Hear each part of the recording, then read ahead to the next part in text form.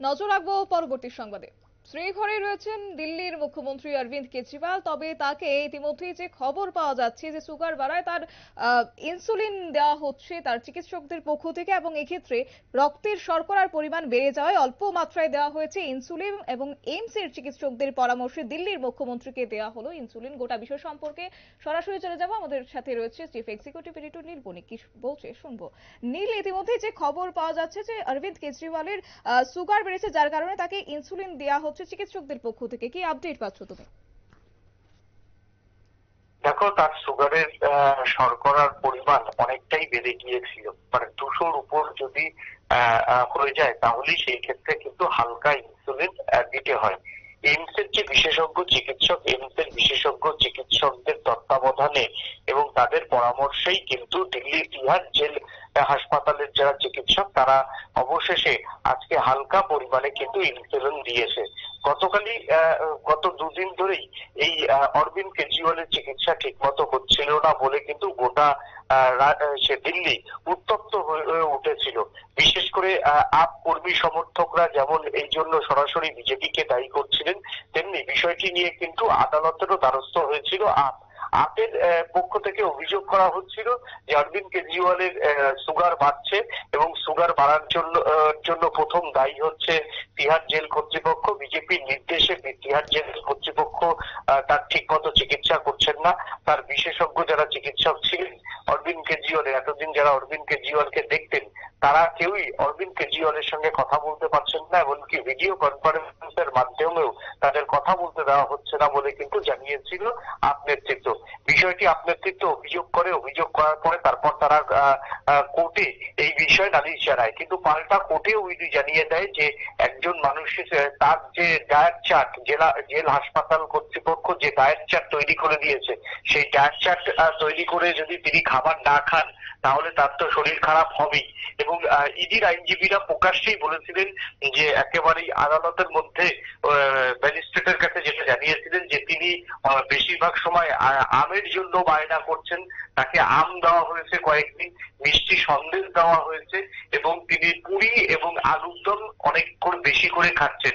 এবং পুরি তৈরি হয় ময়দা দিয়ে, ময়দা যদি বেশি খাওয়া হয় তাহলে সেটা কিন্তু শরীরের পক্ষে ভালো না, অন্তত যাদের ডায়াবেটিস আছে তাদের পক্ষে।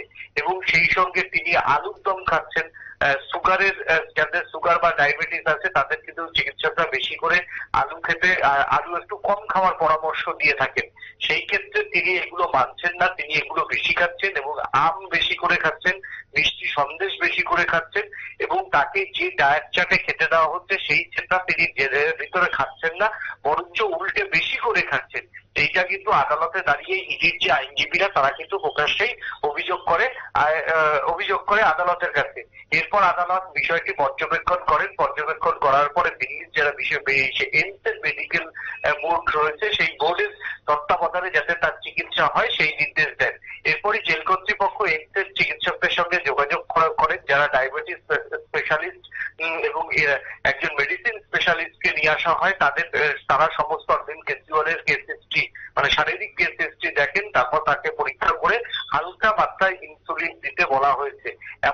তবে তার সুগারের মাত্রা এমন বাড়াবাড়ি নয় বলেই দিল্লির এইমস এর চিকিৎসকরা জানিয়েছেন। 200-র অধিক হলেই হালকা মাত্রা দেওয়া যায়। আজকে প্রথমে তাকে হালকা মাত্রায় কিছুটা ইনসুলিন দেওয়া হয়েছে, তবে সেটা অধিক পরিমাণে নয়। আগামী কয়েকদিন যদি ইনসুলিন নেয় এবং তিনি যদি ডায়েট চার্টটা ঠিক মতো ফলো করেন তাহলে তার সুগারের যে লেভেল সেই লেভেল কমবে। যদিও বিশেষজ্ঞ ডাক্তারদের একাংশ যেহেতু তিনি জেলের ভিতরে রয়েছেন এবং চিন্তামগ্ন রয়েছেন, একদিকে লোকসভা ভোটে আপের কিরকম রেজাল্ট হবে এটা নিয়ে তার একটা দলে তার মাথায় চিন্তা রয়েছে, এমনি তার সঙ্গে তার চিন্তা থাকবে অবশ্যই তার দলকে নিয়ে, দল যাতে ঠিকঠাক থাকে, এবং সর্বোপরি নিজের বেল নিয়েও কিন্তু তার চিন্তা থাকবে। কতদিন তিনি সংশোধনাগারের মধ্যে থেকে তিনি সরকার চালাবেন সেই প্রশ্নও কিন্তু উঠছে। এবং তার যে তার ওয়াইফকেও দিল্লির মুখ্যমন্ত্রীর চেয়ার ছেড়ে দেওয়া হতে পারে বলে দলের মধ্যেই কিন্তু একটা কথা উঠছে। সেই জায়গাতে দাঁড়িয়ে অরবিন্দ কেজরিওয়াল এখনো তার স্ত্রীকে মুখ্যমন্ত্রীর পদ ছাড়তে তিনি চাইছেন না, এবং তিনি যেটা জানিয়েছেন তিনি যেটা জানিয়েছেন তারও এই মুহূর্তে দিল্লির মুখ্যমন্ত্রী পদে বসার কোনো ইচ্ছে সেইভাবে নেই। তার জন্যই তার দলে একটা কিন্তু ইতিমধ্যেই টালমাটাল পরিস্থিতি, অনেক নেতাই কিন্তু বিজেপির সঙ্গে যোগাযোগ রাখছেন। এই যে পুরো বিষয়টা সেটা কিন্তু অরবিন্দ কেজরিওয়াল বুঝতে পেরেছেন যে দলের মধ্যে ভোটের পর যদি তিনি জামিন না পান আর সেই ক্ষেত্রে যদি লোকসভা নির্বাচনে ইন্ডিয়া জোটের ফলাফল ভালো না হয় তাহলে কিন্তু দল রক্ষা করাই তার কাছে চ্যালেঞ্জ হয়ে দাঁড়াবে এবং তিনি যদি বেল না পান তাহলে সমস্ত নেতা নেত্রীদের সঙ্গে কথা বলতে পারছেন না। এইভাবে জেলের ভিতর থেকে সমস্ত নেতা নেত্রীরা তার সঙ্গে কথা বলতে আসতেও পারছে না। সেই জায়গাতে দাঁড়িয়ে এই যে চিন্তা করছে সেই চিন্তাগুলি থেকেই কিন্তু আরো বেশি করে সুগার বাড়ছে এবং চিকিৎসকরা যেটা জানিয়েছেন যে চিন্তা মুক্ত থাকলেই আর চিন্তা যদি বেশি করে তাহলে কিন্তু ডায়াবেটিস কিন্তু বাড়ে। সেই জায়গা থেকে তার ডায়াবেটিস বাড়াটা একেবারেই অস্বাভাবিক কিছু নয়। সব দিক থেকে যদি ফুরফুরে মেজাজে জেলের ভিতর থাকে তাহলেই কিন্তু ডায়াবেটিস কমবে, না হলে কিন্তু ডায়াবেটিসের জন্য আস্তে আস্তে তাকে ইনসুলিন হালকা মাত্রায় দিতে হবে, সে কথা পরিষ্কার জানিয়ে দিয়েছেন এইমসের চিকিৎসকেরা। একদমই নীল, অসংখ্য ধন্যবাদ তোমাকে।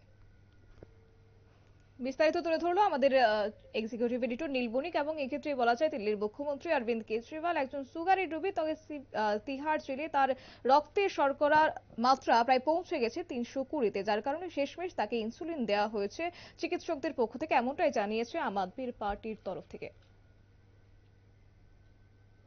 নিয়ে নিচ্ছে ছোট্ট একটি বিজ্ঞাপন বিরতি, সঙ্গে থাকুন।